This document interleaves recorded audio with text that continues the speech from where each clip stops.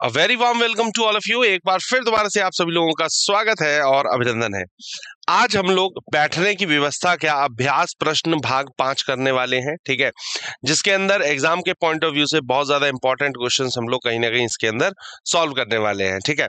तो एक्सरसाइज का जो करने का हमारा तरीका है वही तरीके को फिर दोबारा से हम लोग फॉलो करते हुए आगे की ओर बढ़ेंगे कि जो भी क्वेश्चन आएगा उसके लिए पहले मैं आपको टाइम दूंगा थोड़ा सा समझने के लिए, उसको एनालिसिस करने के लिए, क्वेश्चन के सॉल्यूशन पर बात करेंगे, ठीक है, और फिर उसके बाद में फिर उसके हम लोग सॉल्यूशन को देखेंगे, ठीक है। चलिए तो स्टार्ट करते हैं आज के हमारे सेशन को। सबसे पहले अगर मैं इंडेक्स के अंदर बात करूं तो बैठने की व्यवस्था के अंदर हम लोग क्या क्या देखने वाले हैं। प्रश्नों के प्रकार, टाइप पहला जो वृत्त पर आधारित प्रश्न होते हैं जिसके अंदर केंद्र की ओर, बाहर की ओर, कुछ केंद्र और कुछ बाहर की ओर। टाइप 2 की अगर मैं बात करूं तो वर्ग और आयत पर आधारित प्रश्नों के अंदर भी वही चीज, केंद्र की ओर, बाहर की ओर और कुछ केंद्र और कुछ बाहर की ओर। इसके बाद टाइप 3 के अंदर पंक्ति पर आधारित व्यवस्था के अंदर भी वही एकल पंक्ति, दोहरी या फिर समांतर पंक्ति, ठीक है। और इसके बाद इसके सारांश पर बात करेंगे। डिस्क्लेमर, अस्वीकरण, हमारे स्लाइड डेक में उपयोग की गई छवियां केवल शैक्षिक उद्देश्यों के लिए है। हम इन छवियों के मूल रचनाकारों और मालिकों की बौद्धिक संपदा और अधिकारों का सम्मान करते हैं। यदि आप इस डेक में उपयोग की गई किसी भी छवि के मालिक हैं और कोई चिंता या समस्या है तो कृपया करके हमें sathi@iitk.ac.in पर हमसे संपर्क करें। हम छवियां हटा देंगे। Thank you so much. चलिए, तो ये जो है ये पार्ट 5 है हमारा, ठीक है। अब सबसे पहले तो इसके अंदर जरा हम लोग वही चीजें देख लेते हैं जो लगातार हम लोग देखते हैं। सेंटर फेसिंग, सेंटर फेसिंग अगर किसी का है सर्कल के अंदर या फिर स्क्वायर के अंदर तो उसका लेफ्ट इस तरफ है और स्क्वायर के अंदर लेफ्ट इस तरफ है, ठीक है। यहीं पर ही अगर मैं बात कर लूं, अगर कोई क्या कहते हैं सेंटर की तरफ तो दोनों के अंदर है, राइट किस तरफ होगा, वो होगा इस तरफ, और इसमें राइट किधर होगा, इस तरफ होगा, ठीक है। चलिए आगे बढ़े तो आउटसाइड फेसिंग के अंदर, आउटसाइड फेसिंग के अंदर राइट इस तरफ होता है जैसा कि आपको पता है सर्कल के अंदर, और राइट इस तरफ है स्क्वायर के अंदर, ठीक है। यहीं पर ही अगर मैं आउटसाइड फेसिंग की अगर मैं बात करूं सर्कल के अंदर और स्क्वायर के अंदर, तो सर्कल के अंदर लेफ्ट इस तरफ होता है और स्क्वायर के अंदर लेफ्ट इस तरफ है, ठीक है। तो जो मूवमेंट्स होते हैं फेसेस, हमेशा सिटिंग अरेंजमेंट के अंदर आपका फेस डिसाइड करता है। जिस तरफ भी आपका फेस है वो फेस ये डिसाइड करेगा कि आपके जो हैंड्स हैं वो कहां पर होंगे, लेफ्ट की तरफ होंगे या फिर राइट की तरफ होंगे, ठीक है। चलिए आगे बढ़ते हैं। ऑल्टरनेट वे में अगर मान लीजिए बोला जाता है क्वेश्चन के अंदर कि ऑल्टरनेट वे में बिठाना है, या फिर कुछ लोग अंदर देख रहे हैं कुछ लोग बाहर देख रहे हैं, तब उसमें सिटिंग किस तरीके से रहती है। जैसे ये सर्कल है, सर्कल के अंदर इसमें ऑल्टरनेट वाला जो पर्सन होगा वो अंदर की तरफ देख रहा होगा या फिर बाहर की तरफ। इस आकृति में हर वैकल्पिक व्यक्ति का सामना अंदर और बाहर की ओर हो रहा है। मतलब ऑल्टरनेट मतलब एक छोड़ करके जो पर्सन बैठा है वो या तो अंदर की तरफ देख रहा है या फिर बाहर की तरफ देख रहा है, ठीक है। यहीं पर ही अगर मैं स्क्वायर की बात कर लूं तो स्क्वायर के अंदर दो तरीके से पर्सन बैठ सकता है। कैसे? इसमें भी इनसाइड और आउटसाइड, और जो दोनों तरीके हैं वो आपके सामने हैं। क्या कि या तो आउट जो आपके कॉर्नर्स पे बैठे हैं या तो वो बाहर की तरफ देखेंगे या फिर अंदर की तरफ देखेंगे, और जो मिड ऑफ द साइड में बैठे हैं वो लोग भी या तो अंदर की तरफ बैठेंगे या फिर बाहर की तरफ देखेंगे, ठीक है। तो अंदर और बाहर के अंदर चीजें बदलेंगी क्या, किस चीज में बदलाव आएगा, वो चीज सिर्फ एक ही होती है जो कि होते हैं इनके फेसेस, ठीक है। कॉर्नर्स वालों के राइट साइड और लेफ्ट साइड कहीं और होगा, और ऐसे ही मिडिल ऑफ द पर्सन का लेफ्ट और साइड कहीं और होगा, ठीक है। तो इसीलिए बस ध्यान रखना है कि फेस कहां पर है। फेस का बहुत ज्यादा ध्यान रखिएगा। क्वेश्चन के अंदर ये बोला जाता है, स्टार्टिंग में ही बताया जाता है कि आखिरकार फेस कहां पर है, तो जहां पर फेस होगा उसी के अकॉर्डिंग उस क्वेश्चन को सॉल्व किया जाएगा। यहीं पर ही अगर मैं रो बेस्ड की बात कर लूं, अगर पंक्ति पर आधारित व्यवस्था जो होती है, अगर मैं एकल पंक्ति की बात करूं, एकल का मतलब जो सिंगल लाइन पंक्ति है उसकी अगर मैं बात करूं, तो जैसे मान लीजिए अगर कोई नॉर्थ की तरफ देख रहे हैं, 5-6 लोग बैठे हुए एक रो के अंदर, तो उनका राइट इस तरफ है, दाहिना इधर है और बायां इधर है। ऐसी दक्षिण मुखी हैं तो उनका बायां इस तरफ है और दाहिना उनका इस तरफ है। यहीं पे अगर मैं समानांतर पंक्ति की बात करूं, समानांतर का मतलब पैरेलल रोज की बात करूं, तो उनका राइट इधर है, लेफ्ट इधर है, और इसके अंदर बाएं इधर है और दाएं इधर है, ठीक है। यदि व्यक्ति एक दूसरे का सामना कर रहे हैं तो, ठीक है। मुख्य तथ्य जो समझने वाला है इसके अंदर वो क्या है कि कभी भी पंक्तियों को वस्तुओं की संख्या में वितरित ना करें। जब कभी भी आप सेटिंग करना शुरू करें तो ऐसा ना करें इसको 1 नंबर, ये 2 नंबर है, ये 3 नंबर है, ये 4 है, ये 5 है, ये 6, ऐसे नंबरिंग देकर के क्वेश्चन को ना करें। हमेशा क्या करें, जैसे ही पॉइंट आ रहा है उस पॉइंट के अकॉर्डिंग बस कहीं से भी आप बिठाना शुरू कर दीजिए, और बस नंबरिंग जब दें आप लास्ट में जाकर के दें, वो भी इफ रिक्वायर्ड। अगर रिक्वायर्ड है, उस रिक्वायरमेंट पड़ रही है, क्वेश्चन उस तरीके का पूछा जा रहा है, तो फिर उसको बनाएं, अदरवाइज उसको बनाने की जरूरत नहीं है। सिंपल सिर्फ आप बिठाना शुरू कर दीजिए जैसे क्वेश्चन के अंदर पॉइंट्स दिए हैं उसके अकॉर्डिंग, ठीक है। कीज टू रिमेंबर, जो समझने वाली चीजें हैं, जो याद रखने योग्य चीजें हैं, उनको भी आप लोग समझ लीजिए जरा एक बार। क्या, जैसे पहली चीज क्या है इसके अंदर कि जब प्रश्नों को दो क्वेश्चन के अंदर पॉइंट्स आते हैं, अब पॉइंट्स जो भी पॉइंट दिए हैं उन पॉइंट्स के अंदर हमेशा दो लोगों का जिक्र होता है या दो पॉइंट्स दिए होते हैं। अब दो पॉइंट्स के अंदर अगर उन दोनों पॉइंट्स को आपस में कंबाइंड करके लिखा जा रहा है तो वो या तो और या लेकिन से जोड़ा जाता है या फिर जो से जोड़ा जाता है। अगर और या लेकिन से जोड़ा गया तो बात होगी फर्स्ट पर्सन की, और अगर जो से जोड़ा गया तो बात होगी सेकंड पर्सन की, ठीक है। यदि हम दो कथन और या लेकिन के साथ किसी स्टेटमेंट को जोड़ते हैं, जैसे एग्जांपल के तौर पे यहाँ पर लिखा है ए बी के दाएं दूसरा है, और या फिर लेकिन सी के निकटतम बाएं नहीं है, तो ये जो सी के निकटतम बाएं वाला जो स्टेटमेंट है ये किसके लिए बोला जा रहा है हमको ये नहीं समझ में आता है। तो ये जो स्टेटमेंट बोला जा रहा है ये फर्स्ट पर्सन के लिए बोला जा रहा है, ठीक है। और जब कभी भी सेंटेंस को जो से जोड़ा जा रहा है तो वो बात हो रही है बाद वाले व्यक्ति के लिए, मतलब बी के लिए, ठीक है। तो ध्यान रखिएगा कि और या लेकिन कब लगाया जा रहा है और क्वेश्चन के अंदर जो कब लगाया जा रहा है। और या लेकिन लगाया जा रहा है तो फर्स्ट पर्सन के लिए है, और जो से जोड़ा जा रहा है तो वो सेकंड पर्सन के लिए है, ठीक है। दूसरी चीज समझने वाली क्या है, केंद्र की ओर और बाहर की ओर, दाएं और बाएं में बहुत बड़ा फर्क होता है। ये आपको अभी मैंने पहले भी बताया था, फिर दोबारा से बता रहा हूं। ध्यान रखिएगा कि फेस कहां पर है, जहां फेस होगा उसी के अकॉर्डिंग राइट और लेफ्ट भी उनका डिसाइड होगा, ठीक है। और तीसरी चीज जो सबसे ज्यादा मोस्ट इंपॉर्टेंट है वो है कब कौन सा बिंदु हमारे काम का है, इसका सही चुनाव करना। हमको ये देखना कि कब कौन सा पॉइंट हमको पिक करना है, कब कौन सा पॉइंट हमारे काम का है। सिटिंग अरेंजमेंट के अंदर मेन कला यही है, मेन फीचर जो है वो इसका यही है सिटिंग अरेंजमेंट का। उस व्यक्ति के लिए सिटिंग अरेंजमेंट बहुत आसान हो जाता है जिसको पिकअप पॉइंट करना आता है, कब कौन सा पॉइंट हमें पिक करना है। ये बात अगर आपको पता चल जाए तो क्वेश्चन करने में बहुत ज्यादा आपको आसानी हो जाती है, ठीक है। चलिए क्वेश्चन नंबर पहले पर चल रहे हैं। क्वेश्चन नंबर पहला आपकी स्क्रीन के ऊपर है। क्या दिया था, निर्देश दिए गए थे, जानकारी दी गई थी। 9 दोस्त हैं, LMNOPQRST।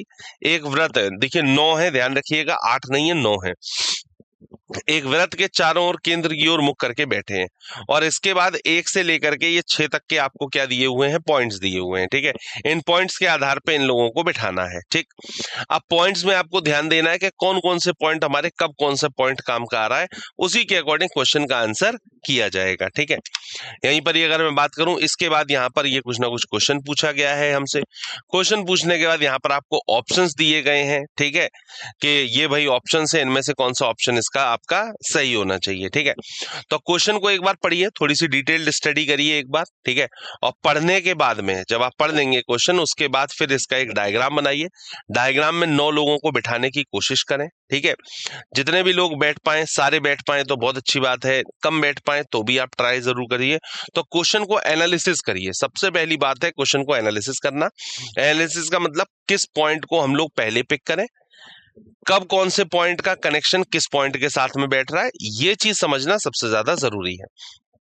तो एक बार 10 सेकंड का मैं आपको टाइम देता हूं, थोड़ा सा एनालिसिस करिए और उसके बाद फिर हम लोग इसके सॉल्यूशन पर बात करते हैं जी।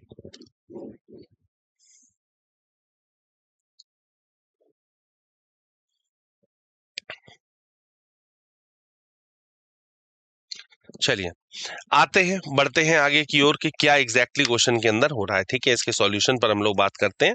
9 दोस्त थे, 9 के 9 दोस्तों के लिए ये आपके 6 पॉइंट दिए हैं, इन्हीं पॉइंट्स के आधार पे हम लोगों को बिठाना है, ठीक है। इसके बाद ये इस पर क्वेश्चन पूछा गया था, क्वेश्चन का सही आंसर जो है वो है थर्ड आंसर, ठीक है। अब इसके जरा सॉल्यूशन पर हम लोग बात करते हैं। सबसे पहले समाधान, आइए पढ़ते हैं। समाधान, अवधारणा 6.1.1 का यूज करते हुए क्वेश्चन को हमें सॉल्व करना है, पहली बात तो ये, ठीक है। सबसे पहले हम बिंदु पहला और फिर दूसरे को हल करना है। फर्स्ट और सेकंड को हम लोग एक साथ उठाएंगे, एक साथ, ठीक है।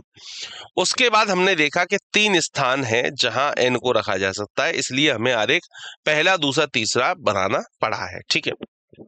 आइए बात करते हैं। 9 लोग थे, 9 के 9 लोग कहां देख रहे हैं? सेंटर की तरफ फेस करके बैठे हुए हैं, ठीक है जी। अब टी आर के दाएं और 5वें स्थान पर बैठता है। टी जो है वो आर के दाएं 5वें स्थान पर बैठता है, बोला गया था। तो सबसे पहले हमने यहां पर क्या किया? आर को बिठाया। आर के दाएं 5वां, पहला, दूसरा, तीसरा, चौथा, 5वां, यहां पर किसको बिठा दिया?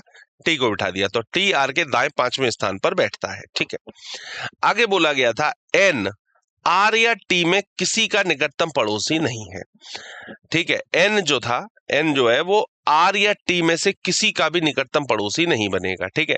तो मतलब यहां पर ये हमने 2 क्रॉस मार दिए, इसका मतलब यहां पर कैसे भी करके टी नहीं आ सकता, साफ पता चल रहा है। ऐसे ही हमने क्या किया, टी के लिए यहां पर भी था, ठीक है भाई। यहां पर क्या, एन आर और टी का पड़ोसी नहीं होना चाहिए, तो एन जो है आर और टी, तो यहां पर हम नहीं रख सकते हैं। और ऐसे ही एन के लिए ये वाली जगह भी नहीं हम कर सकते हैं। तो एन के लिए बेसिकली 3 जगह बनती हैं, या तो एन यहां पर आए, या फिर जहां पर ये एम और पी लिखा हुआ है इस जगह पर आए, ठीक है। तो मतलब एक जगह हो गई ये वाली, एक जगह हो गई ये वाली, एक जगह हो गई ये वाली, और एक जगह हो गई ये वाली। ये 3 जगह पर एन रखा जा सकता है, इसके अलावा और एन कहीं पर नहीं आ सकता है, ठीक है।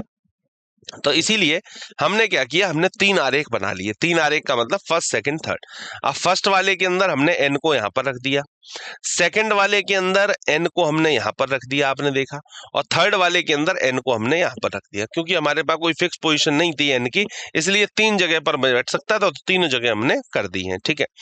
और एन के साथ साथ, एन के साथ साथ एन आपका एक यहां पर बैठ गया, टी आर यहां पर पहले से थे, एन यहां पर हो गया। एन के साथ साथ टी और आर यहां पर है ही है, वो तो मतलब आधे ही आने हैं, ठीक है। टी और आर यहां पर आपके है ही है, ठीक है। अब बढ़ते हैं अगले पॉइंट की तरफ। अगला पॉइंट क्या होना चाहिए? पहला पॉइंट हमारा पूरा हो गया सॉल्व, ठीक है। अब अगला पॉइंट उठाते हैं, तो अगले पॉइंट के अंदर होगा थर्ड और फोर्थ के लिए, देखिए कोई ना कोई बात जरूर बोली गई होगी। फिर बिंदु चौथा हमको उठाना है, तीसरा नहीं उठाना है, चौथा उठाना है। उसके बाद हमें बिंदु तीसरे को हल करना है। चौथा और तीसरा मतलब ये कंबाइंड कह सकते हैं, या चौथा या पहले चौथा कर लें फिर तीसरा कर लें। तीनों आरेख को रखना है, और तीनों आरेख पर इन चीजों को हमें रखना होगा। इस स्थिति में हमने देखा कि तीसरा आरेख गलत होगा, क्योंकि ऐसे हम के लिए कोई जगह नहीं बची है, ठीक है। चलिए, तो इस पर हम लोग बात करते हैं, फिर हमें चौथा और उसके बाद में तीसरा पॉइंट अब हमें सॉल्व करना है, ठीक है। तो आइए चौथा और तीसरा पॉइंट हम लोग सॉल्व करते हैं। चौथे और तीसरे पॉइंट के लिए हम लोग किस किस को बिठाते हुए, टी आर और एन हमारे ऑलरेडी बैठे हुए हैं। टी आर और एन ऑलरेडी बैठे हुए हैं। यहां पर देखिए टी आर और एन ऑलरेडी बैठे हुए हैं। यहां पर देखिए टी आर और एन ऑलरेडी बैठे हुए हैं। अब आते हैं इस पॉइंट पर, क्या था? चौथा पॉइंट उठाना। चौथा पॉइंट क्या है? एन पी के बाएं और चौथे स्थान पर है। एन जो है वो पी के बाएं चौथे स्थान पर है। तो देखो एन ऑलरेडी बैठा हुआ है, तो इसके आधार पे हम पी बिठा सकते हैं। तो हमने क्या किया, यहाँ पर पी बिठा दिया। पी के बाएं चौथा मतलब पहला, दूसरा, तीसरा, चौथा, यहाँ पर कौन हो गया? एन हो गया। यहाँ पर आ जाओ, एन यहाँ पर है, एन के हिसाब से हमने यहाँ पर क्या किया, पी, पी के बाएं चौथा, बाएं चौथे का मतलब पहला, दूसरा, तीसरा और उसके बाद चौथा, यहाँ पर भी हो गया। अब यहाँ पर आ जाओ, एन जो होना चाहिए बाएं चौथे पर होना चाहिए पी के, तो पी को हम यहाँ पर बिठाएं तो पहला, दूसरा, तीसरा और उसके बाद चौथा, ठीक। आपने देखा कि चौथा पॉइंट हमारा यहाँ पर हो गया डन। चौथा डन हो गया, पहला डन हो गया और दूसरा भी डन हो गया। अब आते हैं हम लोग तीसरे पॉइंट पर। तीसरा पॉइंट क्या था? एम एस और पी के बीच में बैठता है। एम जो है, एम फॉर जो मंकी है, ये एस और पी के बीच में बैठेगा। अब देखिए पहले वाले डायग्राम में अगर मैं बात करूं, पी पहले से मेरा बैठा हुआ था, तो एस जाहिर सी बात है मुझे यहीं बिठाना पड़ेगा, और एस और पी के बीच में कौन आ जाएगा? एम आ जाएगा, ठीक है। अब आते हैं सेकंड डायग्राम के अंदर। सेकंड डायग्राम के अंदर हमारा पी पहले से यहां पर बैठा है, तो एस को हमें यहां बिठाना पड़ेगा, तो एस और पी के बीच में कौन आ जाएगा? एम आ जाएगा, ठीक है जी। अब यहां पर आ जाओ, एस और पी के बीच में कौन आना है? एम। अब देखिए यहां पर समझिए, पी हमारा यहां पर रहा, अब यहां पर एस के लिए कहां जगह बच रही है? भाई हमें 2 लगातार जगह खाली चाहिए। अब पी के बाद में यहां पर तो रख नहीं सकते, क्यों? क्योंकि एम जो होना चाहिए एस और पी के बीच में होना चाहिए, एम जो होना चाहिए एस और पी के बीच में होना चाहिए। तो एस और पी के बीच में कौन आना चाहिए? एन आना चाहिए। अब एस और पी के बीच में। अब एस को अगर यहां रख रहा हूं, पी को यहां रख रहा हूं, तो बीच में जगह नहीं बच रही है।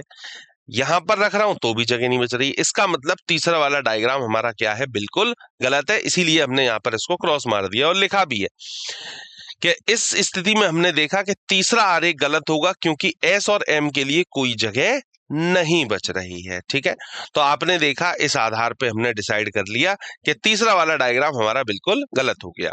अब हमारे पास बचते हैं दो डायग्राम, एक पहला और एक दूसरा।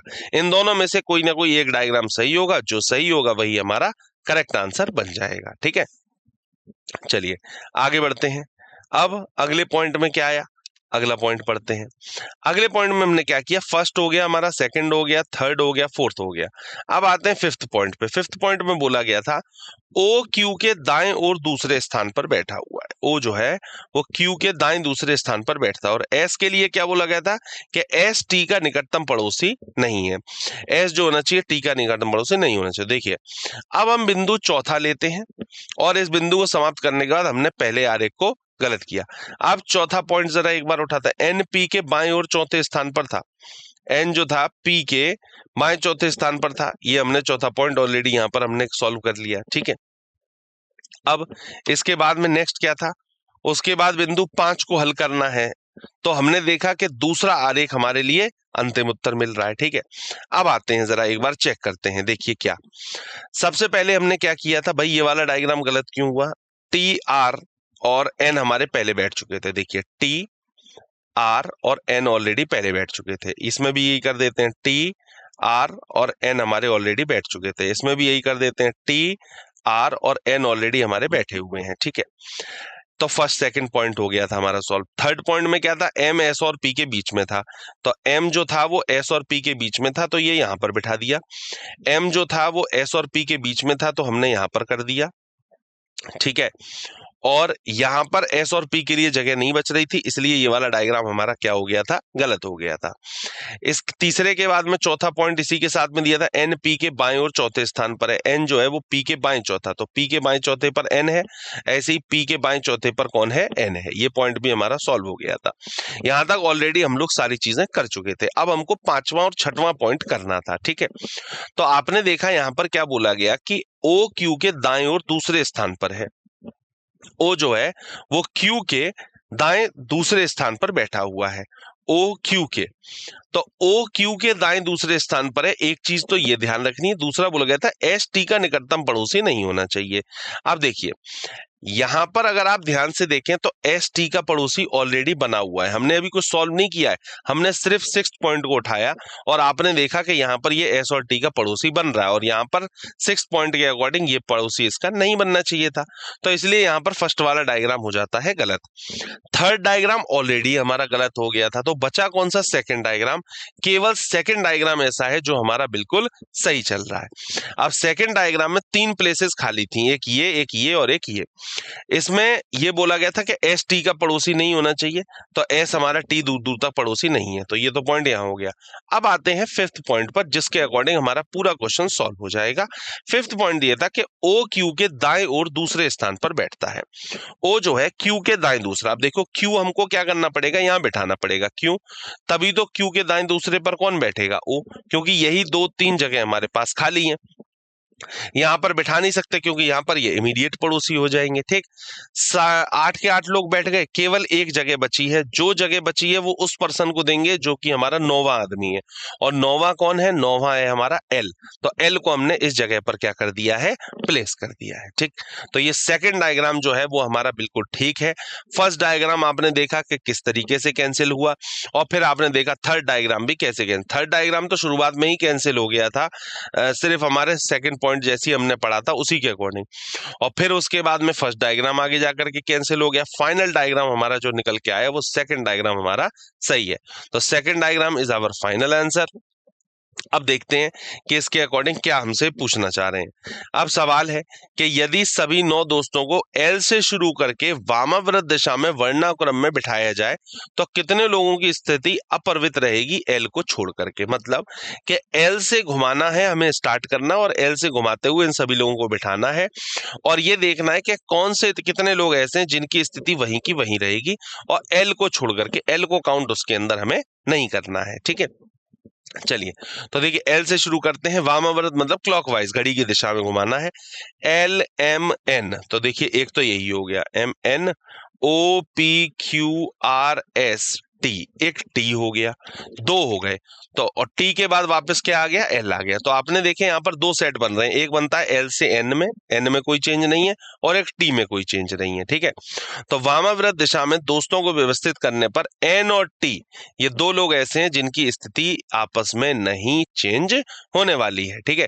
तो सही उत्तर जो होगा वो इसका तीसरा ऑप्शन बिल्कुल सही होगा। तीसरे ऑप्शन पे सेकंड दो लोग दिए हुए हैं, तो एस वो एन और टी जो है इनकी जगह क्या रहेगी, अपरिवर्तित रहेगी, जो कि जगह चेंज होने वाली नहीं है, ठीक है। तो ये इस तरीके से हमने इस क्वेश्चन को सॉल्व किया है, ठीक है। अब आगे इसी पर ही 5 क्वेश्चन पूछे गए हैं। अब आप पांचों क्वेश्चंस के बड़े आराम से आंसर कर पाएंगे, क्यों? क्योंकि ऑलरेडी आप इसके अंदर दे चुके हैं, आप ऑलरेडी आंसर को कर चुके हैं, ठीक है। तो यहाँ पर आप इजीली क्वेश्चंस के आंसर को कर पाएंगे, बाकी के रेस्ट ऑफ द 4 क्वेश्चंस को, ठीक है। तो आइए आपको 10 सेकंड में देता हूं, ठीक है। एक बार देखिएगा, ये क्वेश्चन है आपके सामने, ठीक है। ऑप्शन है आपके सामने, 10 सेकंड का टाइम है, करिए आंसर को।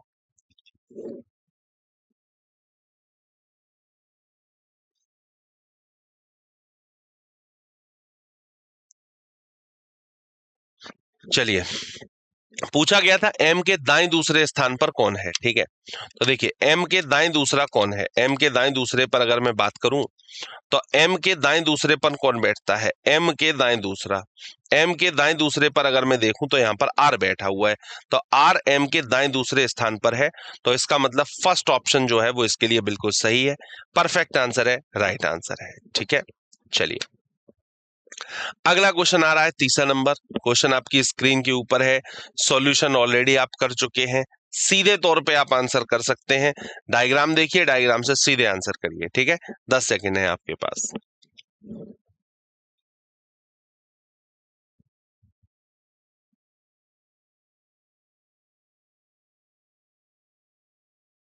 चलिए क्वेश्चन पर आते हैं, क्या बोला गया था। उपरोक्त व्यवस्था में बैठने की स्थिति के आधार पर निम्नलिखित 5 में से 4 एक निश्चित तरीके से समान है और इस प्रकार एक समूह बनाते हैं, कौन सा एक समूह का हिस्सा नहीं है। वो कौन सा है जो समूह का हिस्सा नहीं है, उसके बारे में हम लोगों को बात करनी है। मतलब एक इसके अंदर डिफरेंट है, जो डिफरेंट है वही इसके अंदर सही जवाब है, ठीक है। तो देखें भाई, ऑप्शंस आपको दिए हुए थे, टी एस को छोड़ करके अन्य सभी जोड़ों में उनके बीच में एक व्यक्ति है, जबकि टी और एस के बीच में दो व्यक्ति हैं, एम और पी। बाकी सब के अंदर जब आप ये क्वेश्चन बेसिकली ऑप्शंस के अकॉर्डिंग होता है कि आपको क्वेश्चन दिया गया, अब क्वेश्चन के आधार पे ऑप्शंस दिए गए, ऑप्शन के अंदर आपने देखा, एक एक करके ऑप्शन आपने चुना, और ऑप्शन के अंदर आपने देखा कि टी और एस को छोड़ करके, टी और एस को छोड़ करके टी और एस के बीच में दो लोग आ रहे हैं, पी और एम, और बाकी जितने भी सेट दिए उन सभी के अंदर कितने लोग आ रहे हैं, सिर्फ वन वन पर्सन इसके अंदर आ रहा है, ठीक है। तो इसलिए बाकी सब के अंदर एक एक आ रहा है, तो इसीलिए वही वाला आंसर जो होगा वो इसके लिए बिल्कुल ठीक है, परफेक्ट आंसर है, राइट आंसर है, ठीक है। चलिए, अगला क्वेश्चन स्क्रीन के ऊपर दिया हुआ है, ठीक है। तो यहां पर हमारा एक क्वेश्चन क्या हो जाता है, कंप्लीट हो जाता है, ठीक है। अब हम लोग नेक्स्ट क्वेश्चन पे मूव कर रहे हैं, जो कि 4 to 6 के लिए है, ठीक है। मतलब 4 से लेकर के 6 तक के पूरा का पूरा एक ही क्वेश्चन के ऊपर आधारित सारे के सारे क्वेश्चन आने वाले हैं। तो बोला गया था कि निर्देश दिए गए थे, निर्देश से निम्नलिखित जानकारी को ध्यानपूर्वक पढ़ो और नीचे दिए गए प्रश्नों का उत्तर दें। क्वेश्चन क्या था, A B C D E F G H, 8 लोग दिए, एक वृत्त के चारों ओर केंद्र के बाहर की ओर मुख करके बैठे हैं। बड़े ध्यान से क्वेश्चन को समझिएगा, ये 8 लोग हैं और 8 के 8 बोला गया था केंद्र के बाहर की ओर मुख करके बैठे हुए हैं, ठीक है। और 3 ही पॉइंट दिए हैं, फर्स्ट सेकंड थर्ड, 3 पॉइंट दिए हैं और 3 पॉइंट्स में पूरा क्वेश्चन हो जाता है सॉल्व, ठीक है। इसका मतलब क्वेश्चन कहीं ना कहीं आसान होगा, इजीली आप लोग कर पाएंगे, ठीक है। फिर क्वेश्चन पूछा गया कि ए के सापेक्ष में जी की स्थिति क्या है, या किसी का भी किसी से पूछ सकता है, बाएं ओर तीसरा, दाएं ओर तीसरा, बाएं ओर पांचवा, दाएं ओर चौथा, दाएं ओर पांचवा, ठीक है। क्वेश्चन को सॉल्व करने के लिए, एनालिसिस करने के लिए, डायग्राम बनाने के लिए मैं आपको 10 सेकंड का टाइम देता हूं।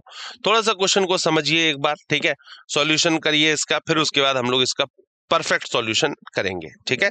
चलिए एक बार ट्राई करें आप थोड़ा सा, फिर उसके बाद हम ट्राई करते हैं जी।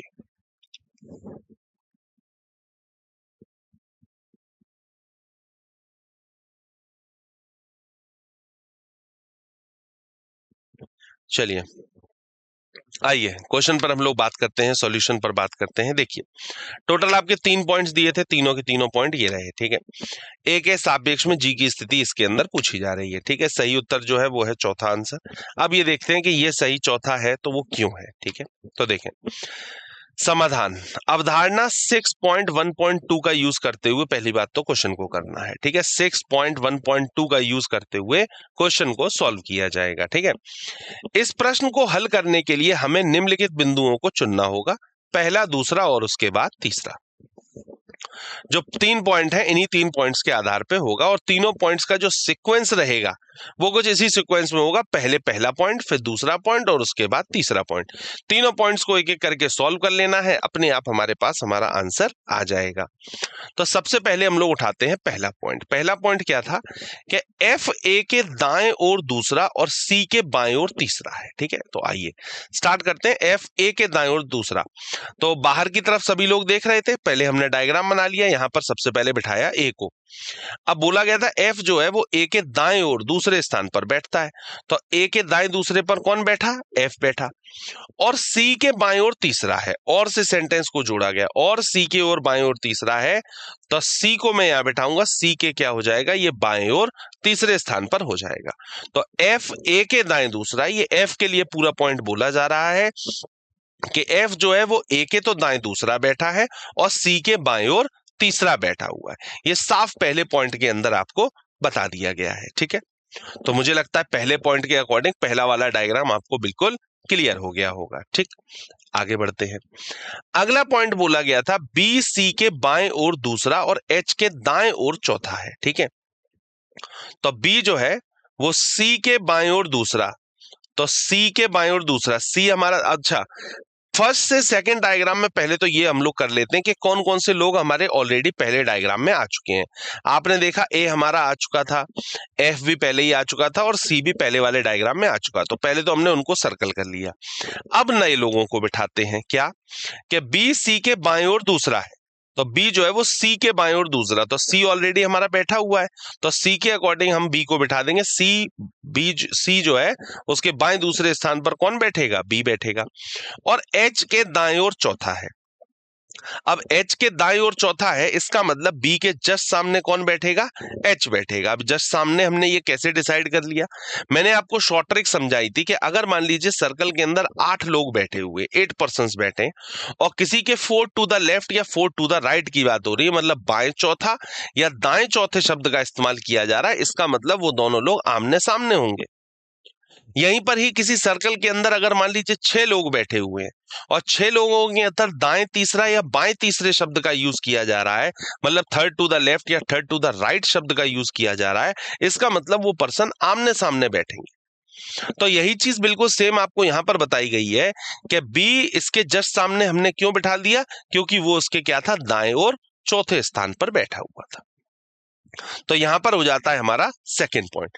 तो फर्स्ट पॉइंट से फर्स्ट पॉइंट बनाया गया है, फर्स्ट डायग्राम बनाया गया है, सेकंड पॉइंट से सेकंड डायग्राम बनाया गया है। अब थर्ड पॉइंट से थर्ड डायग्राम बनाया जाएगा।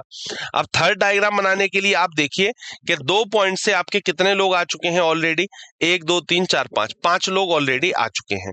तो पहले तो हम क्या करते हैं, थर्ड डायग्राम के अंदर इन 5 लोगों को हम कर लेते हैं कॉपी, कि ये 5 लोग तो है ही हैं।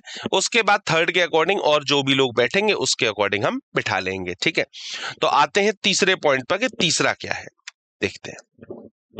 तीसरा पॉइंट था डी जी के दाएं ओर दूसरा बैठा है। तो पहले तो वही वाला काम क्या कि प्रीवियस वाले डायग्राम से हम लोग सर्कल कर लेते हैं, क्या भाई ए बैठा हुआ है पहले से, एच पहले से बैठा है, एफ पहले से बैठा है, बी पहले से बैठा है, सी पहले से बैठा है। यही 5 लोग थे जो ऑलरेडी पहले से बैठे हुए थे, ठीक है।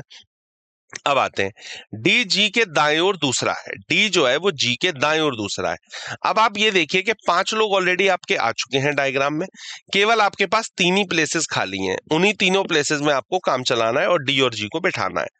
तो डी जी के दाएं ओर दूसरा होना चाहिए, तो डी जी के दाएं ओर दूसरा होना चाहिए, तो डी जी के दाएं दूसरा। अब यहां तो कर नहीं सकते, यहां से हो जाएगा तीसरा। तो जी के लिए हमारे पास एक ही जगह बचती है जो कि ये, और जी के दाएं दूसरा किसको बिठा दिया हमने, डी को। तो डी जो है वो जी के दाएं दूसरे स्थान पर यहां पर क्या कर दिया हमने, बिठा दिया है, ठीक। ये हो गया हमारा कौन सा पॉइंट सॉल्व, तीसरा पॉइंट हमने यहां पर कर लिया है सॉल्व, ठीक है जी। अब आते हैं हमारे चौथे पॉइंट पर। तो चौथा पॉइंट तो अब कोई है नहीं, हमारे पास 3 ही पॉइंट थे, तीनों पॉइंट हमारे कवर हो चुके हैं। अब हमारे पास फोर्थ पॉइंट में हम क्या करते हैं, जो प्लेस बची है, जो भी लास्ट में हमारे पास प्लेस बच रही है, वो हम उस पर्सन को देंगे जिसका नाम यहां पर अब तक नहीं आया है। मतलब वो जो 8th पर्सन है उसको हम यहाँ पर जगह देंगे, उसका नाम यहाँ पर लिखेंगे। ठीक है, तो वो कौन है आइए जरा एक बार देखते हैं। तो अंतिम उत्तर हमें इस छवि में मिलेगा, और वो छवि क्या है, ऑलरेडी आप किस किस को बिठा चुके थे, ए आ गया था, एच आ गया था, डी आ गया था, सी आ गया था, जी आ गया था, बी आ गया था, एफ आ गया था। तो लास्ट में एक ही जगह बची थी, और वो एक जगह किसके लिए होगी भाई, A B C D E F G H लगातार थे, तो ए बी सी डी ई, ई नहीं आया था, तो ये वाली प्लेस हम किसको दे देंगे, ई को दे देंगे। उसके बाद एफ ये रहा, जी ये रहा, और एच आपका ये रहा। ठीक, ये फोर्थ वाला डायग्राम जाकर के फाइनल हो जाता है, और यही हमारा फाइनल आंसर बन जाता है। ठीक है, देख लेते हैं इस पर क्वेश्चन क्या पूछा गया। क्वेश्चन पूछा गया है कि ए के सापेक्ष में जी की स्थिति क्या है, ए के सापेक्ष में जी की स्थिति क्या है, ये आपसे वो पूछना चाह रहा था। भाई 3 लोग इधर हैं, 3 ही लोग इधर हैं, ये एक दूसरे के आमने सामने हैं, तो आमने सामने 4 टू द लेफ्ट भी कह सकते हैं, 4 टू द राइट भी कह सकते हैं। दोनों ही चीजें कहना इसके लिए क्या होगा, बिल्कुल सही होगा। ठीक है, तो फोर्थ ऑप्शन जो हो जाता है वो इसके लिए बिल्कुल सही हो जाता है। फोर्थ ऑप्शन का मतलब जी ए के दाएं ओर चौथे स्थान या बाएं ओर चौथा है। ठीक है, दाएं चौथा भी है और बाएं चौथा भी है। ठीक है, दोनों ही डायग्राम इसके ऊपर क्या हो जाते हैं, फिट बैठ जाते हैं ऐसे। चलिए बात क्लियर हो गई, आगे बढ़ सकते हैं। अब आगे के दोनों क्वेश्चन तो आपके लिए बहुत ज्यादा आसान हो जाते हैं, 5th और 6th क्वेश्चन बहुत आराम से आप लोग आंसर कर सकते हैं। क्वेश्चन आपके सामने है, ठीक है, और विकल्प आपके सामने है। सॉल्यूशन ऑलरेडी आपको मिल चुका है, बस इस पर एनालिसिस करिए और आंसर करिए। ठीक है, चलिए 10 सेकंड का टाइम दे रहा हूं, करिए क्वेश्चन को।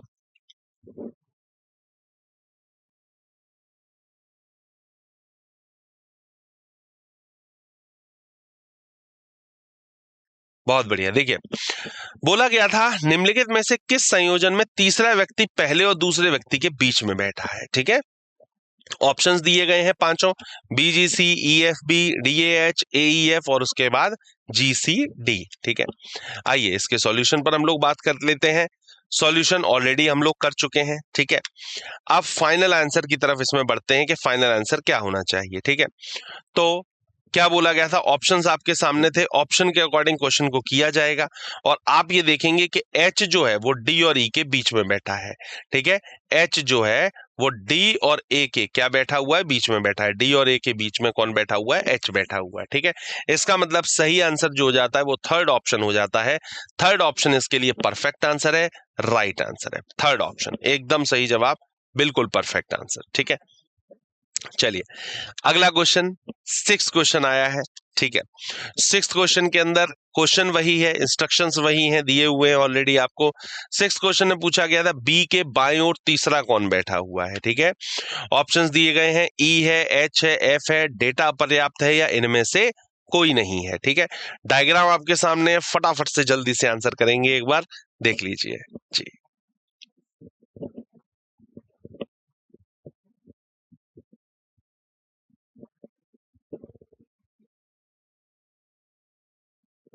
चलिए आइए इसके सॉल्यूशन पर बात करते हैं।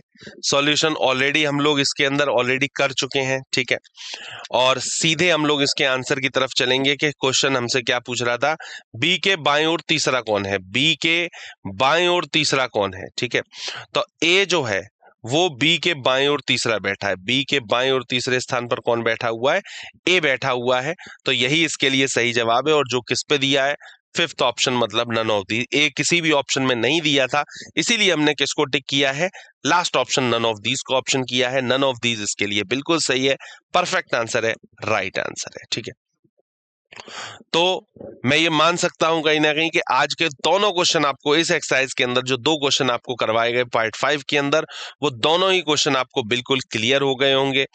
और कोई भी डाउट हो तो इससे रिलेटेड, तो आप फिर दोबारा से एक बार वीडियो को देख सकते हैं, फिर दोबारा से उसके क्वेश्चंस को आप लोग देख सकते हैं, हर एक स्टेप को देख सकते हैं कि किस स्टेप को किस तरीके से सॉल्यूशन के अंदर हमने क्या किया, पुट किया है। ठीक है, तो कोई भी पॉइंट में अगर कोई प्रॉब्लम तो एक बार फिर से आप इस चीज को देख सकते हैं। ठीक है, चलिए आज की समरी पर हम लोग बात कर लेते हैं। सबसे पहले हम लोगों ने प्रकार पहला सर्कल पर आधारित क्वेश्चंस को आज हम लोगों ने किया है। ठीक है, और इसके बाद में आगे चल के जब आगे वाले सेशंस में हम लोग देखेंगे तो वर्ग पर और पंक्ति पर आधारित व्यवस्थाओं को भी हम लोग देखेंगे।